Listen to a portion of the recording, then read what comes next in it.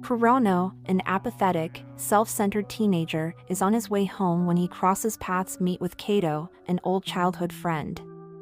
They attended elementary school together, but Kato became a real punk after switching schools. All of a sudden, a drunken man stumbles and falls onto the tracks. The people on the platform are shocked and tell him to get up and that no one else is going to risk their life to save him. However, all of the people think the same thing at once. If no one helps the drunken man soon, they'll all get to see a being torn to pieces. Kurono is thinking the same thing as the other people. He's excited to see someone die. Kato jumps off the track to save the drunken man. He looks up at the people and begs them for help. But all they do is look the other way.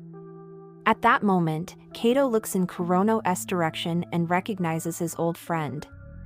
Kato calls him in front of everyone in the station, earning him their attention. With everyone peer pressuring him in their minds, Kurono decides to jump down and help against his own will.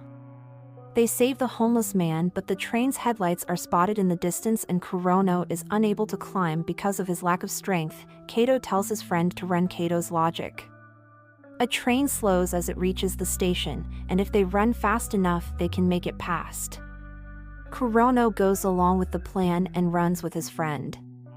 The train approaches rapidly, but fails to run fast enough in time and are gruesomely killed by the express train. Then later they find themselves transported to a room centered around a black ball filled with other people and a dog who have recently died. Kurono can't understand what's going on since they were supposed to have died, but Kato is relieved just to have made it out alive, but Kurono doesn't believe him in the slightest. The old man tells them that they didn't escape death and that the place they're all in right now is heaven. Kato then looks out the window and sees Tokyo Tower and the rest of the city, wondering how it's possible. Kato tries to go on the balcony, but for some reason he cannot grasp the handle. The man, wearing glasses, elaborates that they can't touch the windows or any of the walls, otherwise they wouldn't still be in the apartment. The glasses-wearing man gains everyone else's attention and asks that they all introduce themselves. They must state their name, occupation, and how they died. He introduces himself as Masashi Yamada and he is an elementary school teacher and that he died while having an accident with his scooter. Kurono introduces himself and says that the reason he died was because of Kato. Then Kato introduces himself that he was run over by a train. The old man introduces himself as Goro Suzuki, who died of cancer. However, the blonde guy refuses to give an introduction. In any case, the green-haired boy introduces himself. His name is Nishi and he's in 8th grade. Apparently he fell to his death. The man with the white suit talks, stating that both he and the other man are Yakuza, and that's all they need to know.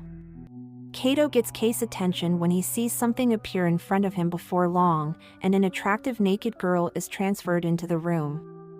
Suddenly, one of the Yakuza, the bigger one wearing a purple shirt, grabs the barely conscious girl by her hand and tells the others to stay where they are. Kurono knows immediately what he's planning on doing. Kato gets to his feet and Kato grabs the Yakuza's neck and strangles him, shouting at him to say that he won't try anything wrong again until some odd music starts playing. The black ball suddenly starts playing a 1940s radio exercise tune, interrupting Kato and the Yakuza fighting. The globe tells them to kill Sajin, a green onion alien. The globe opens up, revealing guns and suits. Some of the men take some guns, but everyone ignores the suits except Kurono, who puts one on. Everyone is transferred out into Tokyo to participate in this deadly game. As the group walks on, Nishi shows everyone the radar screen on his controller and convinces everyone into believing there is a reward for killing the alien. Most people go off with him, only Kurono, Kato, and Kishimoto go off on their own, trying to find a way home. Goro goes his own way in order to get home, but his head explodes when he gets too far away. Kato later decides to go and join the rest, leaving Kurono to walk Kishimoto home. The Yakuzas, Yamada and the young man find and kill the green onion alien quite easily as it's just a boy. Then its father shows up and the big onion alien rapidly kills the 4 men. With only 3 people left, the alien attacks Kato, who dives over a steep hill. After finding he can't shoot the alien, it chases the other 2 and Kurono decides to lure the big onion alien to save Kishimoto. Kurono jumps over a slope and finds out that the suit allows him to jump further and he survives. The alien rolls down the hill. Suddenly, Kato jumps up his back trying to choke him, but badly wounds Kato with his nails, angering Kurono so much that he finds out the suit can make him strong enough to beat the alien. The unseen figure fires a pellet that ties the alien up. Nishi appears out of nowhere and orders Kurono to shoot the alien.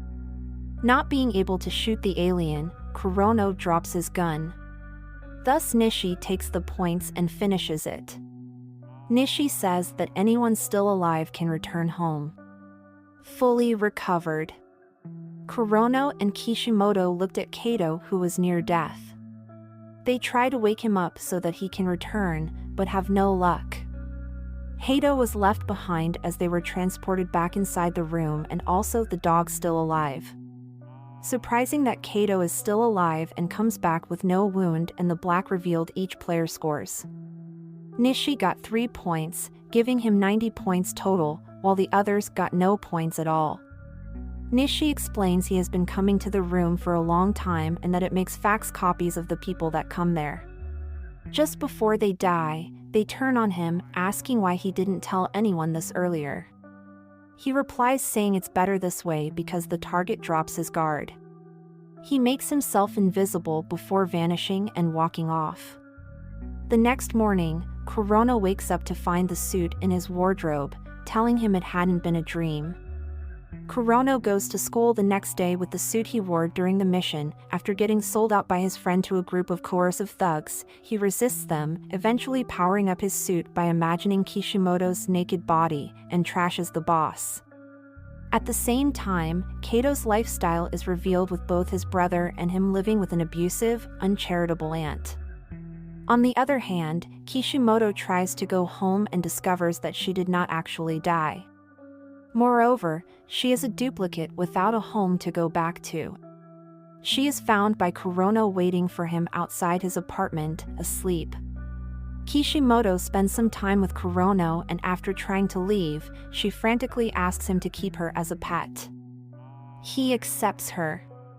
Kurono was happy about the prospects of finally getting some action after going through the trouble of buying protection while she showered and getting them to sleep in the bed together. Kishimoto stops him, citing her current emotional troubles, and he leaves her to be elsewhere. Kato finds out that his little brother is being physically abused by their aunt.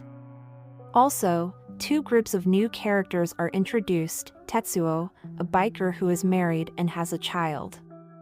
It still goes riding with his gang, and Ryota, spoiled, selfish kid, and his overprotective doting grandmother. We see Kato and his younger brother being denied food from their aunt. When he asked for food, she attempts to hit him, but he stops her arm and takes a stand against her. He asks if his younger brother can have food and that she needs to stop hitting him. When taking him to school, Kato reflects upon this and still maintains that he is a terrible brother. Kurono and Kishimoto visit a local shop where Kishimoto asks Kurono to buy a lot of food. She continues to claim that she doesn't deserve any of it, as she is still his pet, but he tells her that he doesn't mind and goes to buy the food at the checkout. Back at his apartment, Kishimoto asks Kurono about school, regretting the fact that she cannot go to school. She asks him if she could meet him on the way home to see her old home one last time, and Kurono agrees. Kato, meanwhile, stands up against some bullies at school who are picking on a friend of his. The bullies plan to beat up Kato after school, with a much bigger, older bully also appearing.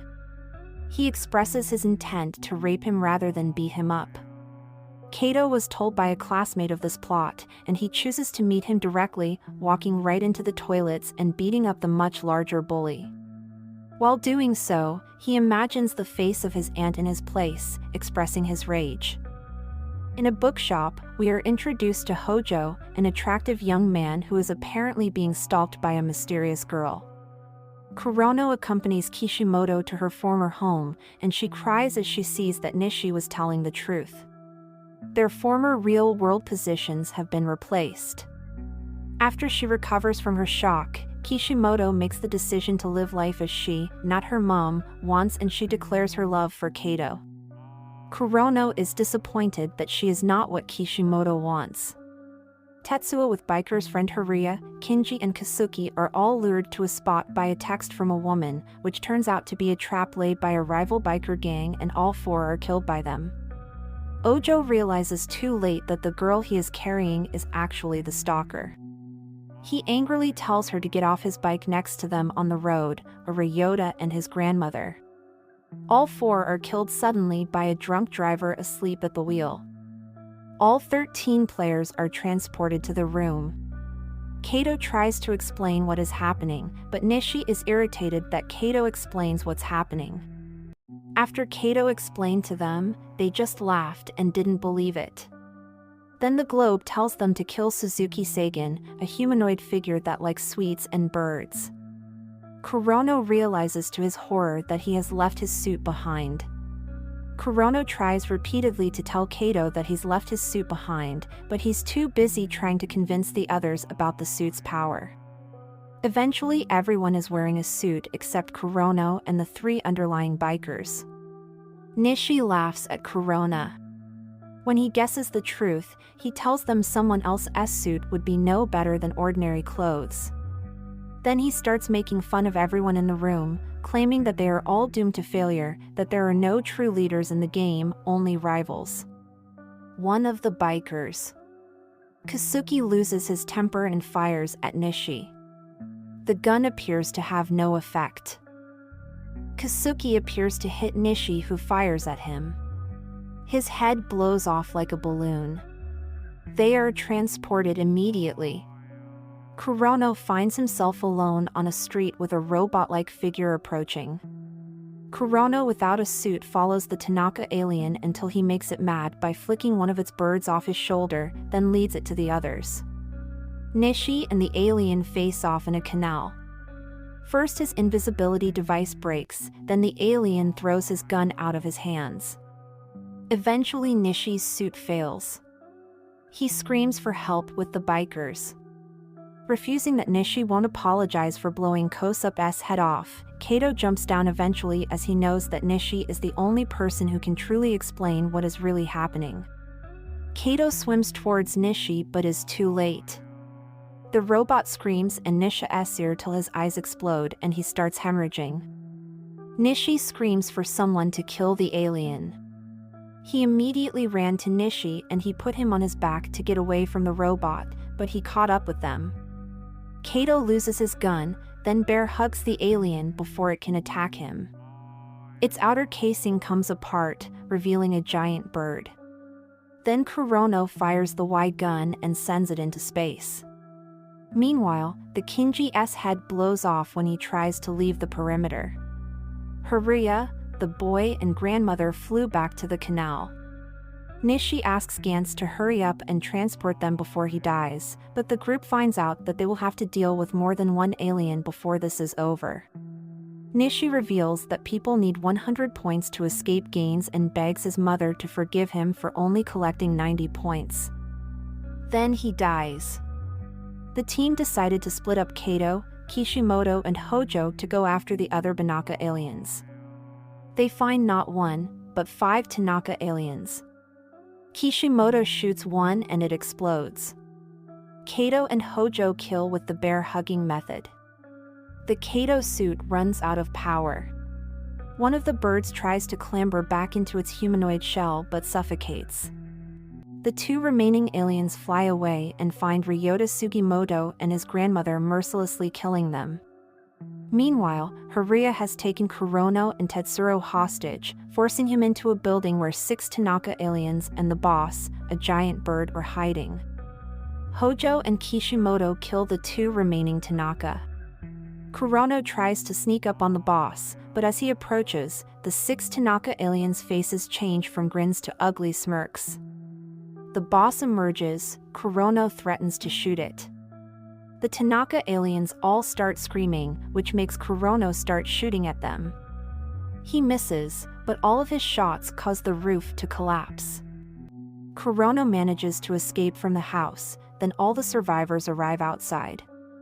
Kurono is happy until the boss emerges from the rubble, grabbing Haruya and tearing his head off. They didn't expect the boss to land in front of them, and they were all stunned. But Hojo tried to shoot him, but he pushed him away. The boss turns on Kurono. When the others urged him to run, Kurono's voice suddenly became calm. He says he's tired of running away all the time and is going to kill the boss. He fires and misses. The boss grabs him by the arm and flies high. Kurono grabs hold of some pipes from the bird's mouth. It starts falling, eventually dropping Kurono, who manages to blow its head off before falling, back in the room. Kato gets 5 points.